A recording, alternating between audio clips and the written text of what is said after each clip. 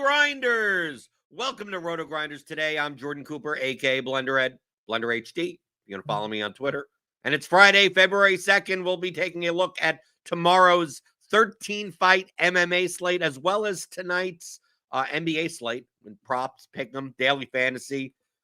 All you need to know going into the weekend. We'll be talking about the Super Bowl a lot next week, but join with me, who will be on MMA Crunch Time tomorrow to talk more about the slate. It's John Breslin, a.k.a. SQUIRRELPATROL. And I don't want to call it I know it's a crappy slate. It's a, quote, crappy slate. But I like the fight night, low level, like this. It's a 13-fight card. Hopefully they'll have the weigh-ins and everyone and all the fights will still be on, because I like the extra option, so we get a little less duplication. But I like these types of slates because I think the key word is variance here, because it's low level stuff for the most part, and there's a lot of fights that are under 2-1. I think there's a lot of ways to go, and I don't think you're going to be comfortable with anything that you play.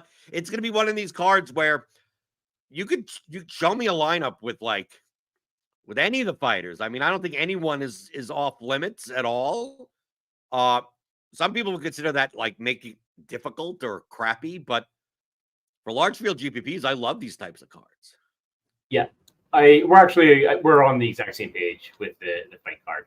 I did describe it as like a crappy slate. It's low level, but it's wide open. So it's actually really interesting for DFS. I agree. I kind of prefer this kind of slate because you always see ownership is going to consolidate around a few fighters. A lot of times it's line equity. The line flipped, from plus 110 to minus 110 on this fighter, and he's 8,000 instead of 8,200, and some of the guys got 60% ownership. It's well, he's only 50% to win the fight. And so we'll see some ownership concentrate around certain fighters, but it is about a wide open fight card as I can remember. We have a couple, one really strong favorite in Natalia Silva. She's the most expensive fighter on the slate. Historically hasn't scored that well unless she gets the first round knockout or first round submission. So yeah, I mean, other than that, and she's not projected for much ownership, so you can actually make an argument to go over the field on her. Right? She's going to get 15% ownership. Everybody else, I think, is between a 70, and 55% chance to win. All of the favorites are. That's basically a point flip. So, and not a bunch of fighters that are 50-50 to get a first round finish or anything like that. I think the best first round finish odds go to Garimbo. Denver Garimbo. He'll probably get pretty strong ownership. I think 43% is a little bit high. We've got him at 43%. I would probably be under that because I think it's a wide open card. I am a little bit worried on these lower level cards. You sometimes get more weight. This is some of these fighters are barely professionals. So they may not make the weight. But UFC's kind of, I think, been putting a little bit more pressure on them to even accept the fights, even if the opponent misses weight by a couple pounds. So hopefully we stick it at the full 13 fights. But yeah, it should be an entertaining card. There are worse ways to spend a Saturday afternoon, Saturday night than watching the fights, even if they're a little bit lower level. Well, it's going to end early because, I mean, this is a 4 p.m. Eastern card, so you'll be out of there by 10 p.m. One of the things that obviously you see on the screen, this is our lineup HQ here at RotoGrinders with the fantasy point median projections as well as our projected ownership, which will change. Moneyball 16 will change the ownership. This is just our preliminary ownership.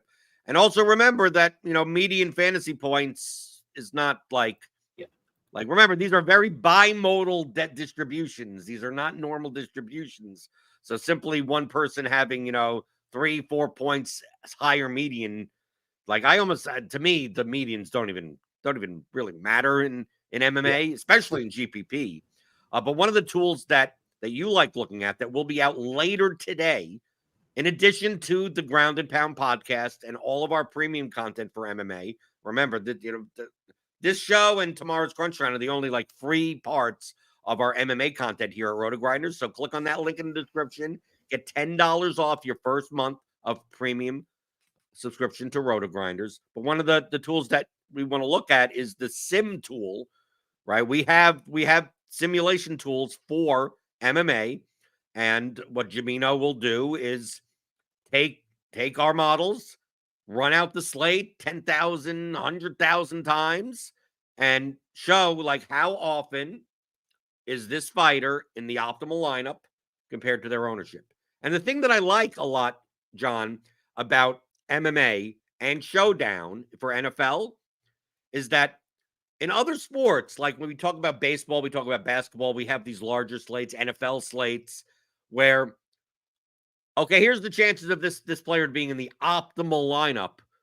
Well, most of the time, you don't need the optimal lineup.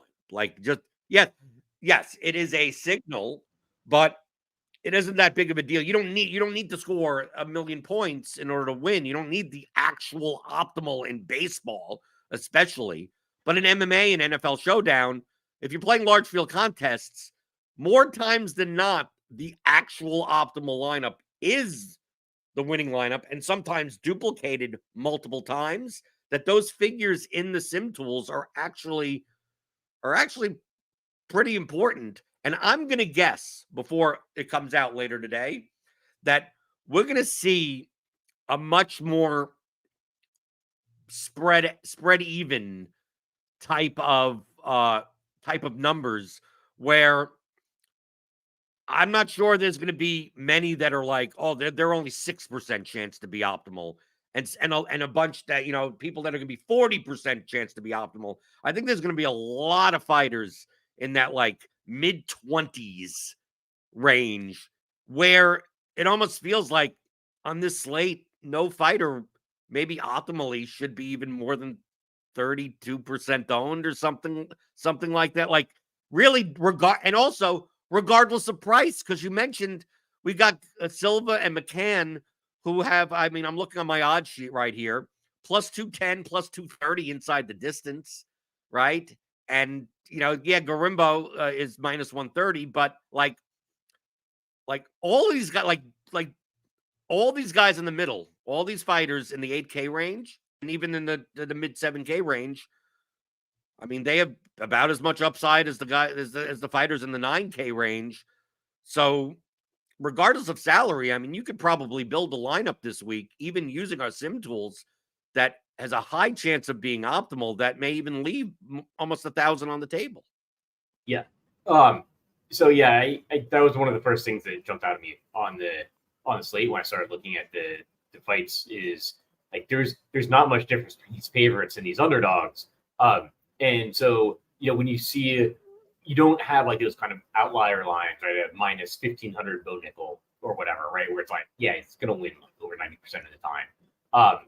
Yeah, you have a bunch of fighters that are going to win 55% of the time, but because of the way the pricing works, right, like there's always like a 95, 94, 93. Not necessarily every single like increment, but there's, that's just how they price it, is they just line up the win odds, right, and just start at like generally about 95, 9,600 and just, go in order, right? And so like the 85, 87, 88, 8,900 fighters are not as good as they are on most cards. So yeah, like you could see a bunch of upsets, and then, when you have a bunch of upsets, you've got a lot of fighters priced below 8,000 that are, putting up high scores now. And then suddenly you've got like the potential for a lot of money to be left on the table. So yeah, I think it'll be an interesting card from the DFS perspective to see like how much salary is left on the winning lineup. You don't always have to get the optimal lineup in UFC, especially if you have a bunch of underdogs winning, right? Because like people generally are not, especially if they're using projections, they're generally not leaving a ton of salary on the table unless they like force it in. And sometimes I think forcing in salary to be left on the table isn't the right call. But I would be more open to leaving salary on the table on this card than I generally would be. Well, we have the main event, 5 rounds, Nasruddin Imavov versus Roman Dolidze, $8,600, $7,600 fight. So as the salaries get closer for the 5-rounder, it gives it more and more of a shot at being in the optimal lineup, because compared to price, 5 rounds to work with. These guys aren't, I mean, I don't want to call them boring, but like this isn't necessarily going to be a high volume fight. I'm not, I mean, there could be some wrestling. There could, I mean, this could go many different ways, but I mean, Imavov is not as much of a finisher as Dolidze is. What are the chances? I mean, I don't. I mean, seriously, this is one of the slates where I look at like the fighters in and of themselves and go, I don't trust any of these people, like anyone on the entire slate. Yeah. But my natural inclination on a slate that's wide open like this is to not just, like a lot of people, they go, oh, gotta play the 5-round fight. Gotta play the 5-round fight. There are instances where this goes 5 rounds and even Dolidze at 7,600 doesn't even make the optimal lineup with like a 90-point score. What are your thoughts about how much priority are you going to put on your exposure to the 5-round fight? And based on our ownership projections, it's not a jam it in. Like, I'm not sure. I don't think the field is typically going to be over the main event because that's always what happens pretty much, but not as over as maybe some other main events where 95% of the lineups have one of the two fighters. So my natural inclination on this slate is if I were to prioritize, my first choice would be to have, with as long as 13 fights stay on the card, to play neither. My second would be to play Dolidze, and my third would be play Imavov, only just because Dolidze is plus 175 inside the distance as an underdog. That 7,600, getting 100 points at 7,600 is like so much more valuable getting 100 points at 8,600. Yeah. So, the main event, I'd maybe look at it a little bit differently. Like, I might prioritize it a little bit more than you do. I agree with like siding with the Dolidze side. It's plus money to go under 2.5 rounds. It's also plus money to go over 3.5 rounds. So the Vegas odds are kind of telling us there's a good chance it's going to end in the 3rd round, which is like the worst case scenario for a main event fight. But there is the possibility, right, that it goes into the 4th round, 5th round, and you get a little bit of a higher score. So I will give it like a little bit of a bump up just based off of that. That might still end with me being under the field. I think Dolidze is obviously like more likely to end up on the winning lineup in like a slower paced 5-round decision type of fight, just because of price at 7,600. And I do think more people are going to go with Imavov, just because he's the main event favorite. And I don't like, he is not particularly high paced. So it's definitely a main event fight. You can kind of leave it. The issue is there's not, like, sometimes we see these main event fights and it's like, yeah, there's a bunch of other fights that are, really likely to finish inside the distance. So if all of those fights end inside the distance, then you don't need the main event fight. This one, there's not a bunch of fights that are necessarily going to end early. So if this one does go 5 rounds, like, you could see a 95, 96 point score on the winning lineup from the main event, just because there might not be a bunch of other fights to get there. Rob B says you won $1 million by leaving 5K on the table in a 2-gamer. Yeah. I don't think you're leaving 5K. For some reason, I don't think you're leaving 5K on the table here.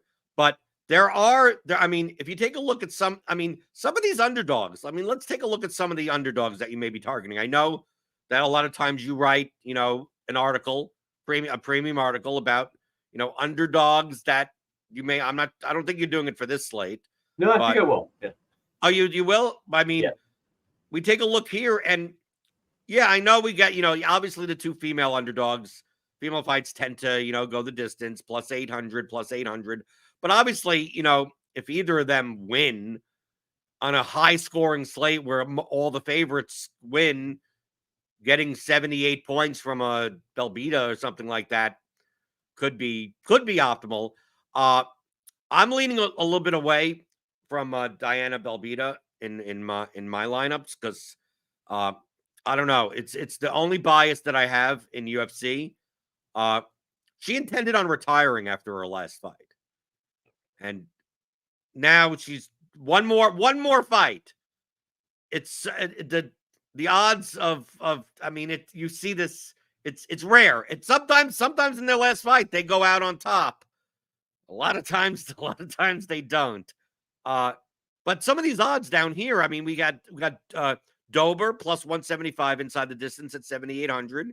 We got Roman, obviously Delize. We got Radke at plus 240. Pete Rodriguez at plus 225, and he's 7K, and he's facing probably going to be the highest owned 9K fighter, one of the highest owned fighters in Themba Gorimbo.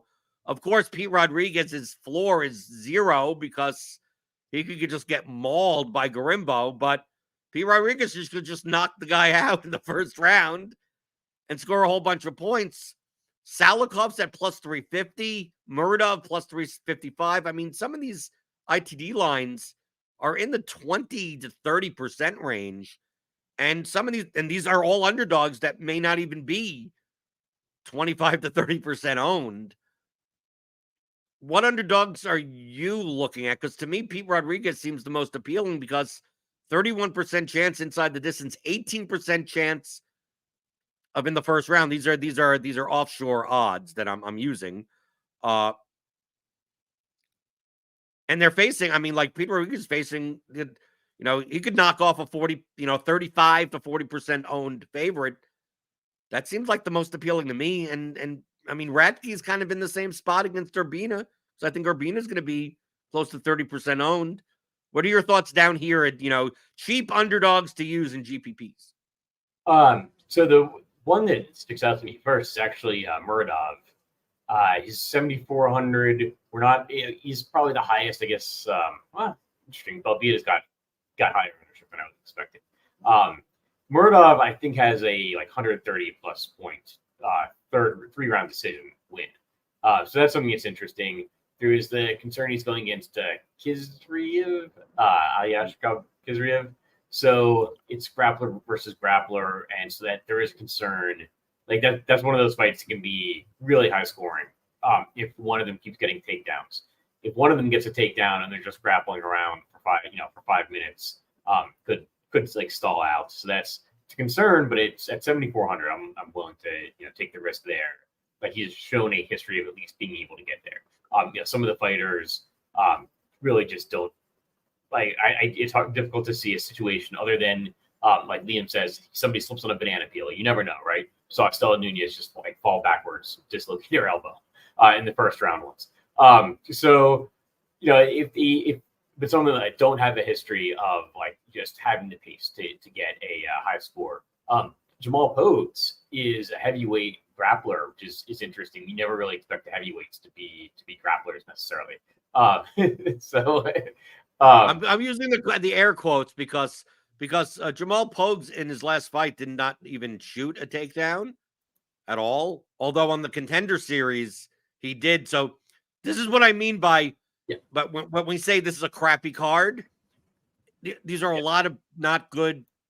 These are low-level fighters, and low-level fighters sometimes think low-level. You can't go in going, oh yeah, it's obvious they should go in and grapple, and then they don't. Or it's obvious they should try to stand and trade, and next thing you know, they're clinching against the fence. I mean, Jamal Pogues is not shown to have great fight IQ in the fights that we've seen, but he's someone that at the heavyweight level, you make a point. Grapplers at the heavyweight division, have a natural advantage because the guys are so heavy that it's very hard to get up when you get taken down. So we find that in the heavyweight division that grapplers, if you have a grappling advantage, it's so much bigger than at the lower weights if he decides to grapple. But he's up against Peterson, who can also do that a little bit as well. These are not good. I just want to be clear. These are not good fighters. Thomas Peterson's coming off the Contender Series, right? His fights outside of UFC were against no one, it's against me and you. Good luck figuring out what's going to happen this I just want to put the preamble that it's the things that we're talking about, these are all untrustworthy fighters. Yeah, absolutely. But it does, like, that opens up variance. And so, like, if ownership is going to concentrate around like the main event favorites and maybe one or two of the favorites, of the stronger favorites, like, I think this is a wide open card. With heavyweights, like you said, that control time adds up, but it doesn't add up, right? If the fighter is like 9,500, and they've got like just incredible odds to win, but like they're probably just going to be getting a lot of control time, like that's an unappealing fight. At 7,500, like that control time does start to add up into like a winning score. So yeah, I agree. Like if folks can get a couple takedowns, starts to get control time, and like heavyweights can knock each other out. Even from the grappling positions or whatever. So yeah, I think he's an interesting fighter to take a chance on it at 7,500. Plus, his only play is plus 143. I mean, the thing is on this slate is that, like, the fighters are, I mean, Muradov, you mentioned before, it's like, okay, yeah, he's plus 3,555 inside the distance, but he's plus 126 to win. 7,400, 44%. Now, if you're playing smaller field, let's talk about this, John.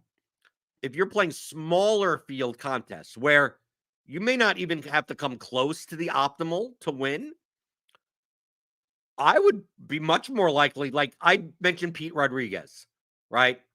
Leverage on Garimbo, but plus 210 just to win, and his floor is 0, essentially.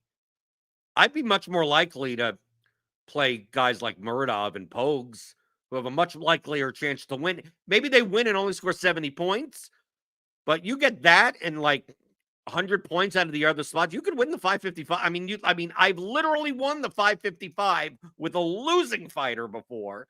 So, like, I prioritize in smaller field contests guys that are, if I had a choice, I want a little bit more win equity, right? Like in a smaller field contest, I wouldn't have a problem like not playing Pete Rodriguez. It doesn't mean you play Garimbo, but that's the type of contest where I'm more likely to just play Natalia Silva at 9,500.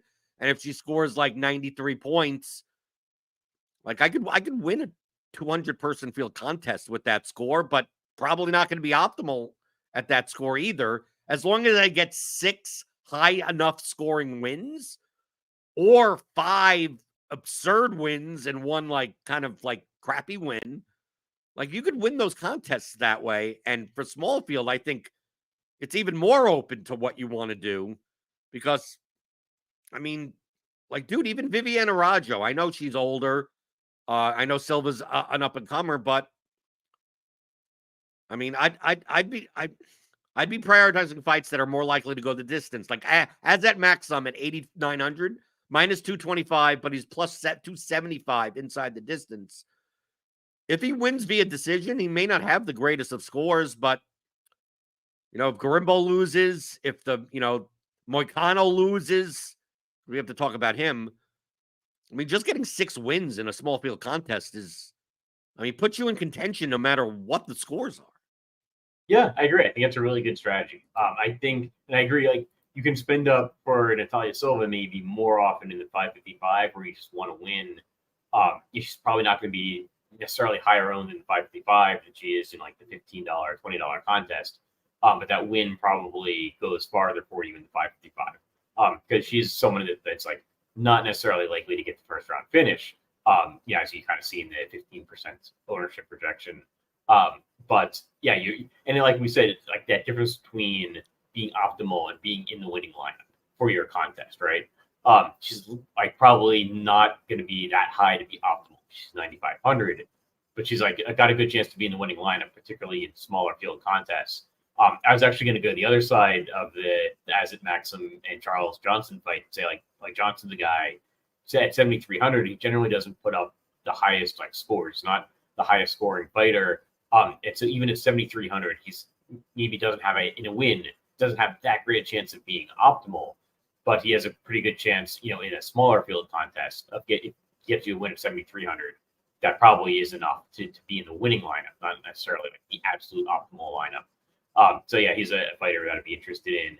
And then like the flip side, kind of like you said, like the Moicano, Drew Dober, like Drew Dober is a fighter that I think I'd be more interested in the $15, $20, like you got 30,000 people. So if he wins, there's a chance that it's going to be an early win. Like that fight could end early. I Drew Dober, for his price and for being an underdog, still has about a 20% chance of winning in the first round. Which would definitely put him on the winning lineup. Goes a long way to putting him on the winning lineup at 7,800. But maybe that's a fighter that I'm not as interested in like the 555, where you don't have to be perfect. Right, because I think Moicano's ownership is going to skyrocket with the line value moving in his favor, right? If they repriced it based on the lines now, he would be an $8,800 fighter and not an $8,400 fighter. He's plus 100 inside the distance now, which is the second best on the slate. Like, this is the fight, the Drew Dober-Moicano fight is the fight that's the most likely to end inside the distance on the entire card. But that also makes the floor of both fighters, like, essentially zero. The other fight that could go either way, I'm interested. This women's fight right in the middle, Stoliarenko versus Carolina. Stoliarenko puts up big scores because her primary method of winning is by armbar. And that basically that's literally like that's pretty much all she does.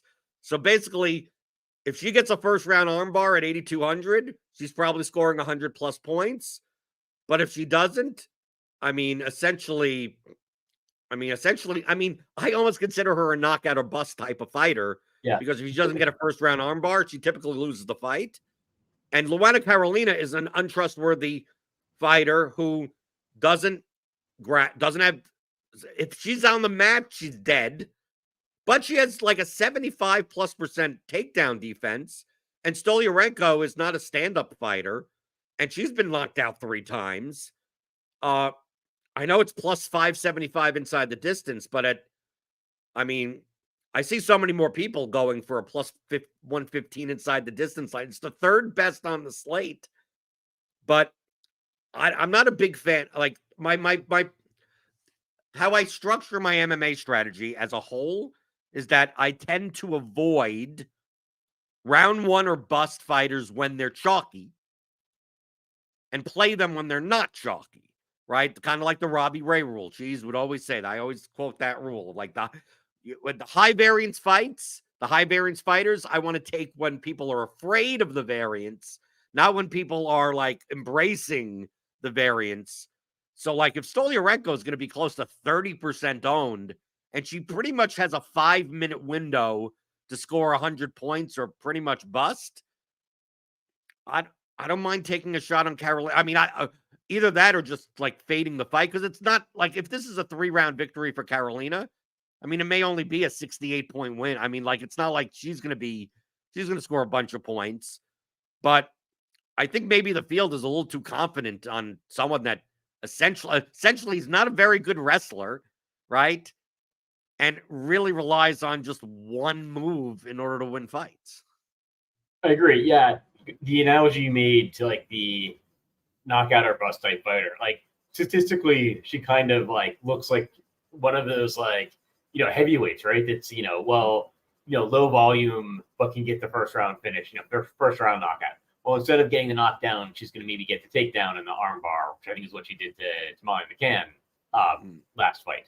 So in both of their last fights. So I agree. I'd actually kind of rather be over on Carolina than Stoliarenko, just because Stoliarenko isn't going to put up a high score if she doesn't get that first round finish. She is like first round or bust. I think I don't get super into the tape study, right? But looking at her record and just watching stuff, that she's doesn't necessarily have the cardio to go like full 3 rounds. Like she's got to get that armbar early, or she's probably going to get going to wear out as the fight goes on. So I agree. I think Carolina is a good leverage play there. You could also just kind of avoid the fight just because it could be lower pace, lower volume. And so like priced in the middle range there, it's tough. Like Carolina is the leverage play, but like even if she doesn't put up a high score and win, she's still like 8,000. So it's not like she's like 7,200 or something where she can get there pretty easily in a low scoring win. Right. I would consider Carolina more of an option in smaller field contests. Yeah. Where if she gets an 80-point win, and if Stolyarenko's actually owned, like I could win the 555 with an 80.8K fighter if I do well in all my other spots. But for the large field, like she's gonna have to kind of knock her out. She's gonna kind of have to, get it, especially on a slate, especially when we take a look at a slate where we're mentioning all these underdogs. I mean, this literally could be a slate where 6, 7, 8 underdogs win. Yeah. Right. And if Carolina's one of those winners and she's like the 6th best score out of the underdogs, it's like it's not going to matter because all these other people are cheaper than her. And I'll say, like, Carolina, just on the side of like playing more Carolina, that when you see a fighter kind of unexpectedly put up a higher pace is often when the other fighter is very tired. So if the opponent does, Stolyarenko does wear out, say in the 3rd round, like Carolina may not have a high score in the 1st round, 2nd round, but like Stolyarenko, does gas out. Exactly. Like, and that's when you see like these kind of unexpected, you're like, oh, I didn't think that this fighter was that high of a pace. And then, they got 60 significant strikes in the last 2 minutes, because their opponent was gassed out. And that's when you can see that kind of lopsided score. And she's going to show up with like very low ownership. I think Stolyarenko is basically a toss-up fight. But I think probably because of the inside the distance and being slate favorites, Stolyarenko is almost 3 times the ownership of Carolina, which I can actually see playing out when we get the actual ownership. So I agree, like being over the field on Carolina there is probably a better decision than trying to be over the field on Stolyarenko. So tomorrow, 3:00 p.m. Eastern, you will be on with H3 Buddha, Mike Brown. Crunch time. Obviously, the weigh-ins will come in if lines will move and everything. Obviously, Mike is much more of a tape person than me and you are. We're kind of like, I take a look at the numbers and we take a look at our simulation tools, and that's all we kind of need. So people can tune in tomorrow to that on the channel. So subscribe, hit that like button, right, if you want that. But you'll also be on Crunch Time for tonight for NBA. Is there anything that we should be paying attention to? Because obviously, 11 o'clock in the morning, NBA DFS. What's the point? Like, let's just literally, what's the point? Look at what happened with Evan Mobley yesterday. I mean, what just literally, what's the just the injury report is a work of fiction. So what's the point? But is there anything that we should be looking out for today as far as people that could be in, people that could be out, value plays that might open up, or what are the top options on the slate as of now, and an overall view of the because it's a pretty big slate. I mean, DraftKings is knocking off the very late game, but we have a lot of high totals and a lot of good plays on the slate. Yeah, it's a pretty interesting NBA slate. I like them chopping off the last game. Tonight's slate, it's kind of a good example. Like Jokic is questionable, this last game, and so that is something we do not have to worry about. To the 9 o'clock game. If you're staying in, maybe you're on Pacific time or whatever, and you want to play that showdown, you can play the showdown. But it's something you don't have to stay in to late swap your lineups. What if Jokic is out? I'm in favor of that, and then especially when it gets like 10 o'clock, 10:30 and especially on Fridays, let people go out, right, and enjoy their dinner. So there are a couple of games that have really high totals. So the 2 games at 7:30. It's Sacramento and Indiana, super high total. Tyrese Halliburton's questionable, but he's been playing. When he's been playing, he hasn't been playing full minutes yet. Phoenix, Atlanta, also a really high total.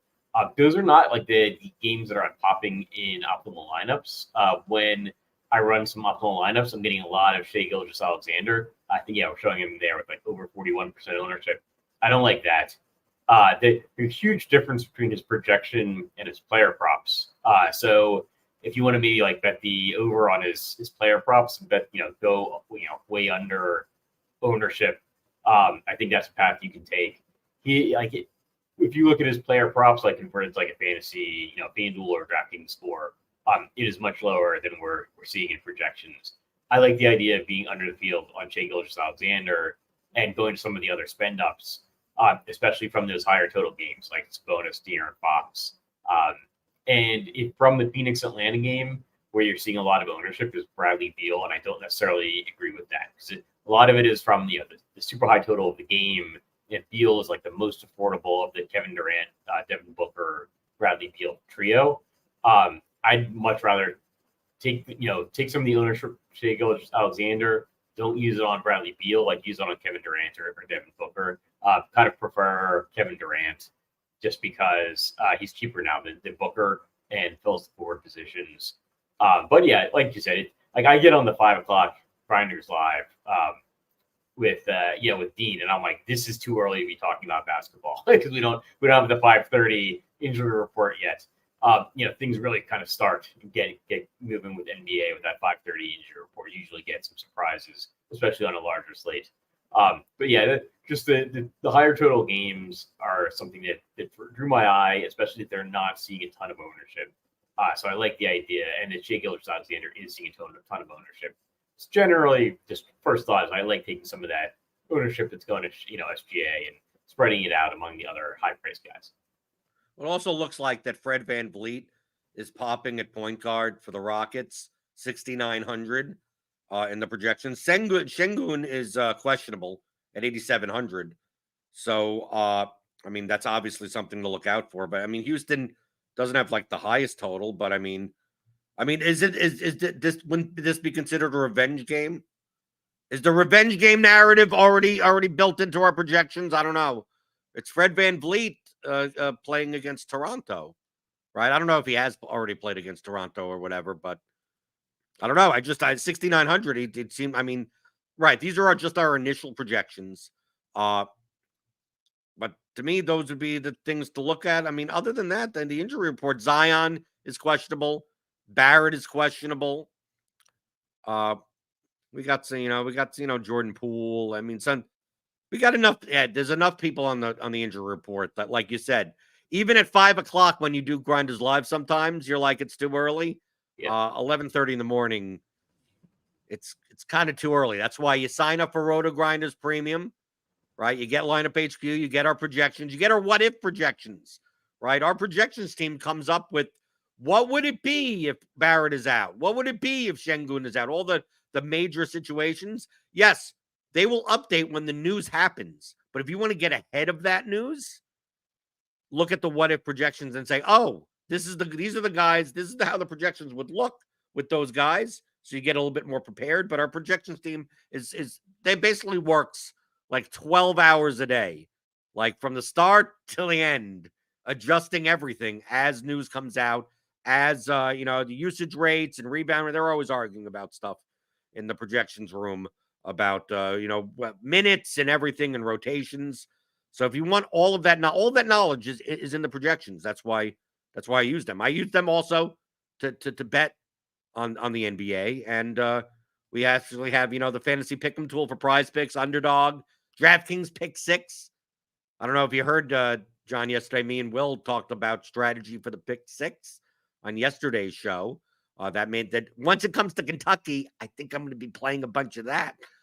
And also we have our expert picks and the props and pick'em package. So even if you're not playing NBA DFS, and I freely admit, NBA DFS. I know they're starting to lop off these late games, which is going to make it easier.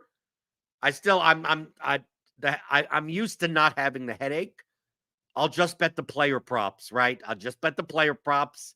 Don't have to switch lineups. Don't have to plate swap. Don't have to nothing. I use our statistical projections, and so far this season, I've been doing pretty well, right? Just using that. Our projections team is top notch. So, John, anything else NBA-wise today?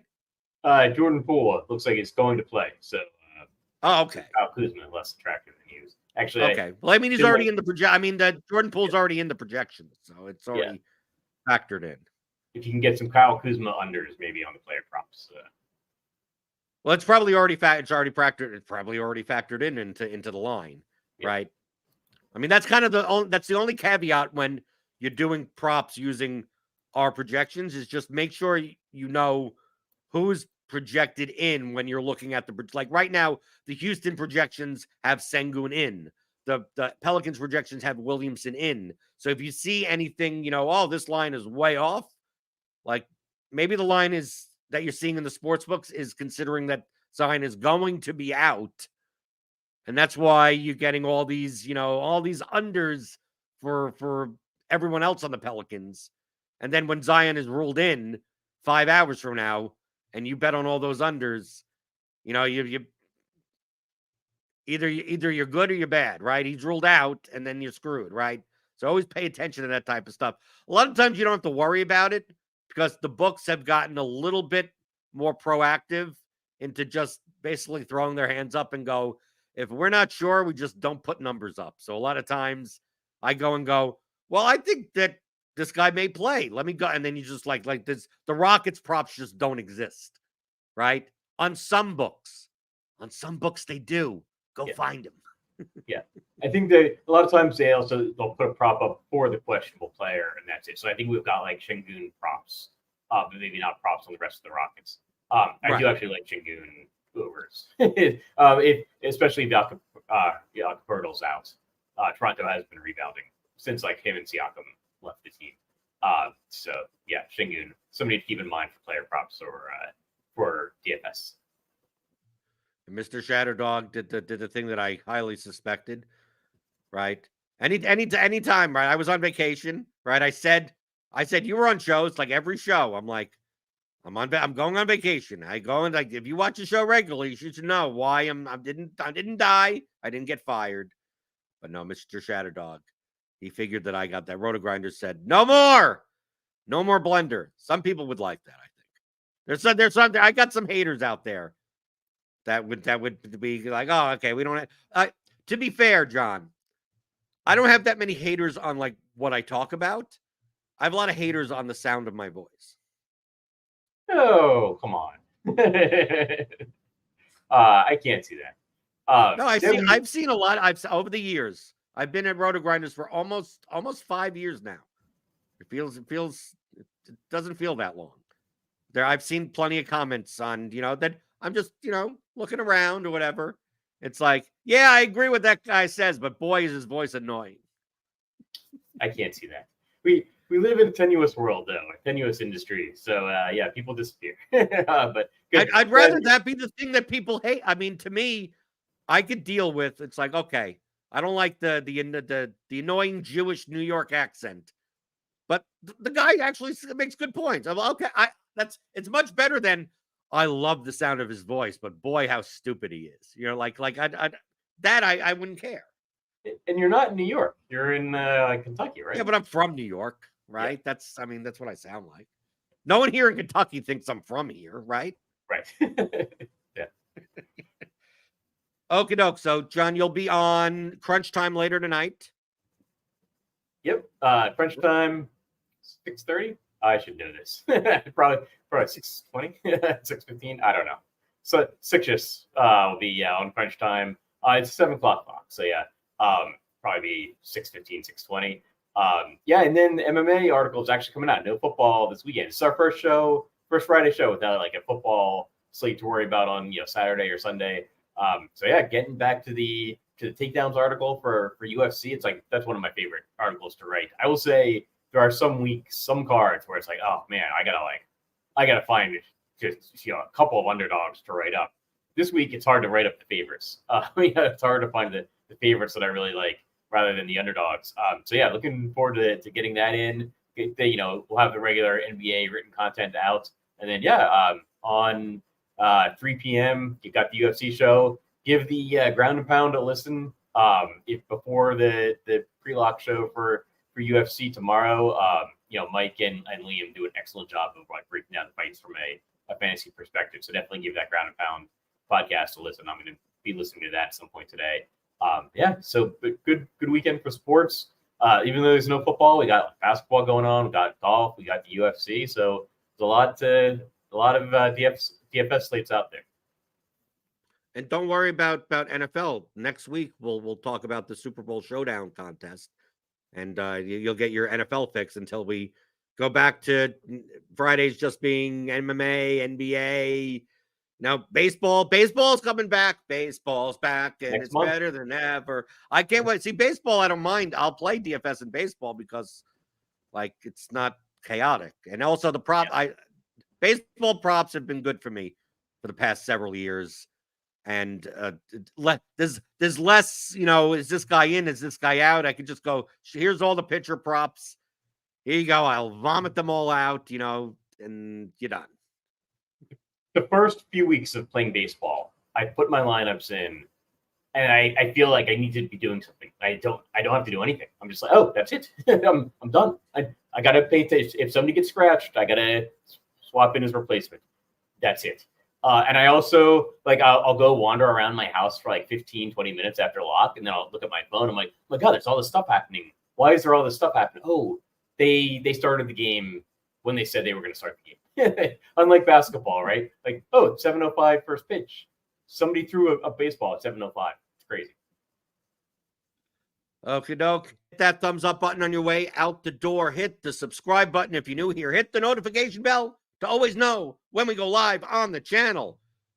I'm back, people. I'm not dead. I didn't get fired. I'm back, and we're back normal schedule. Obviously, there'll be a couple of days off for the NBA All-Star break, but I'm back.